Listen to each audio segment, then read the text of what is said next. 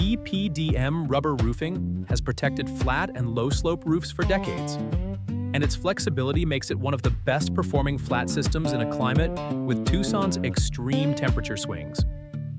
Unlike rigid materials that crack under thermal expansion, EPDM rubber moves with the structure through 100-degree summer days and cool desert nights without losing its watertight seal. DC Roofing of Arizona installs and repairs EPDM roofing systems using fully adhered and mechanically fastened methods with proper seam welding and flashing details done right. David Contreras has been installing and repairing EPDM roofs in Tucson since 2011 and knows the specific failure points that show up in this desert climate. We serve Menlo Park, Midtown, Flowing Wells, and residential and commercial properties throughout Tucson. Written warranty on every EPDM installation, 4.8 stars, and 500 completed roofs across southern Arizona.